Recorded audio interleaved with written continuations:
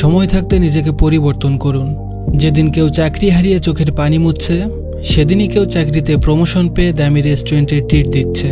লাইফে কিছু একটা করতে না পারার কারণে যেদিন আপনাকে কেউ ছেড়ে চলে যাচ্ছে, সেদিনই কোনো এক প্রতিষ্ঠিত ছেলের কাছে কয়েকটা মেয়ের বিয়ের বায়োডাটা আসছে।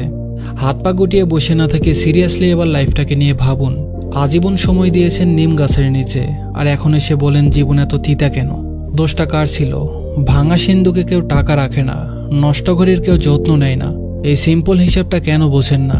আপনি যখন রাত জেগে দুনিয়ার হতাশা লিখে ফেসবুকে স্ট্যাটাস দিয়ে কমেন্টে সিম্প্যাথি আদায় করছেন, তখন হয়তো অপর প্রান্তে কেউ রাত জেগে আউটসোর্সিং করছে। আপনি কমেন্টে প্রচুর সিম্প্যাথি পাবেন, আর সে পাবে অ্যাকাউন্টে টাকা। আপনি যখন স্টুডেন্ট লাইফে বাবার টাকায় বন্ধুদের সাথে মাস্তি করে দামি রেস্টুরেন্টে খেয়ে ফেসবুকে স্ট্যাটাস দিচ্ছেন, তখন আপনারই কোনো এক বন্ধু ক্লাসে অ্যাসাইনমেন্ট আর নোট নিয়ে ব্যস্ত ছিল। কয়েক বছর পর যখন সে বড় কোম্পানির সিনিয়র অফিসার হয়ে দামি রেস্টুরেন্টে অফিসিয়ালি মিটিং করবে, তখন হয়তো আপনি দুর্বল সিজিপিএর সার্টিফিকেট নিয়ে টঙের দোকানে চা খেতে খেতে চাকরির বিজ্ঞপ্তি খুঁজবেন। যে বয়সে লাইফটাকে আপনার জয় করার কথা, আপনি সে বয়সে করছেন এনজয়।